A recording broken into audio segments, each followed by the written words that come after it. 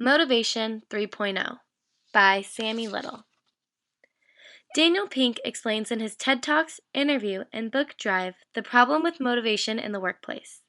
On several occasions, he states, there is a disconnect between what science knows and what business does. There are two types of motivation, intrinsic and extrinsic. Businesses focus on utilizing extrinsic motivation through the use of carrots and sticks. Carrots and sticks provide employees with positive and negative consequences. Examples of sticks are schedules and deadlines, whereas examples of carrots are increasing salary and bonuses.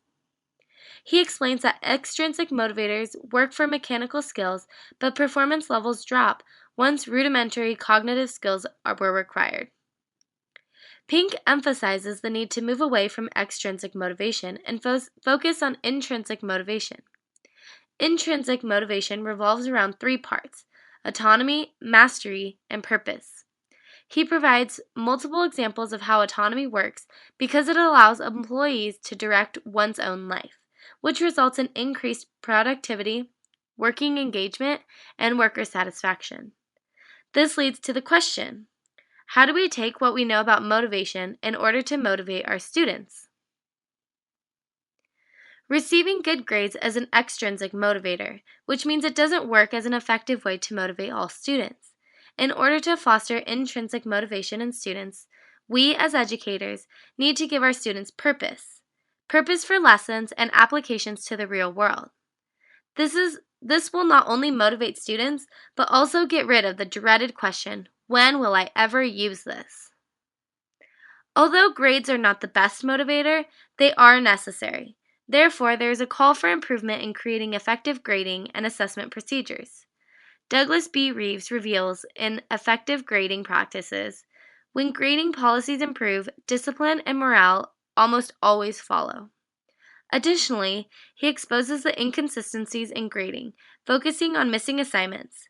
Reeves explains that the consequences of not doing work should not be a 0, but rather the need to complete the work sometime before, during, or after school. In order for students to master the content, they must do the work. Therefore, it is essential for students to be given descriptive feedback on how to improve and progress in mastery. Additionally, they should be provided with multiple attempts to improve and continue to work towards mastery. Immediate descriptive feedback is crucial in the learning process. Stefan Chapis and Jan Chapis asserts in The Best Values Informative Assessment that effective descriptive feedback focuses on the intended learning, identifies specific strengths, points to areas needing improvement, suggests a route of action students can take to close the gap between where they are now and where they need to be, takes into account the amount of corrective feedback the learner can act on at one time, and models the kind of thinking students will engage in when they self-assess. Since feedback is a part of the learning process, it is essential for students to have multiple attempts to show progress in learning. Overall, I agree with Pink, Reeves, and Chapis. There needs to be intrinsic motivators for students to want to learn the material and in return get higher grades. Pink exposes how carrots and sticks do not work as a motivating factor when dealing with mastering work because schoolwork requires rudimentary cognitive skills. Comparing my grading and assessment practices to those discussed in Reeves and Chapis, I believe that I do provide detailed feedback to students in writing. However, I can improve on giving more verbal feedback during the process.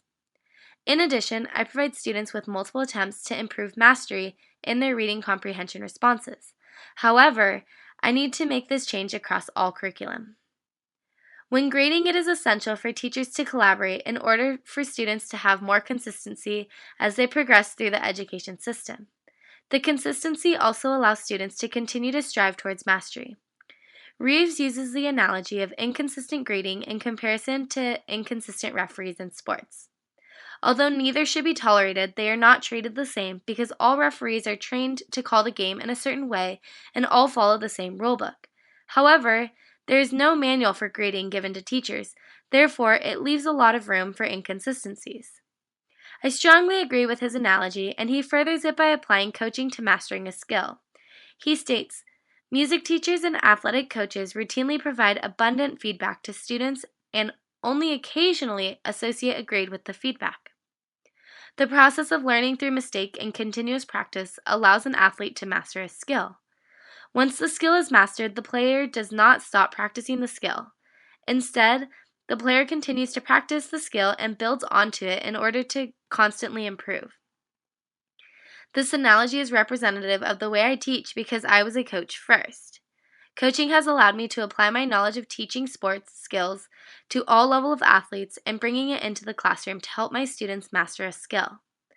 However, it is difficult to not provide a grade for the different formative assessments given.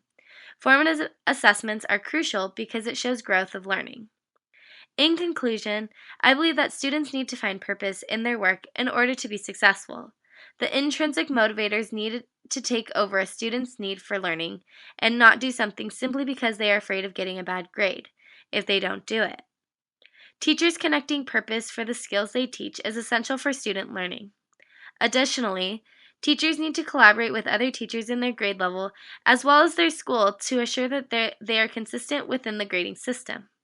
Finally, teachers should provide constant descriptive and constructive feedback to students in order to help them attain mastery in a skill and should be provided multiple attempts to demonstrate mastery. These are the keys to reduce the number of failing students.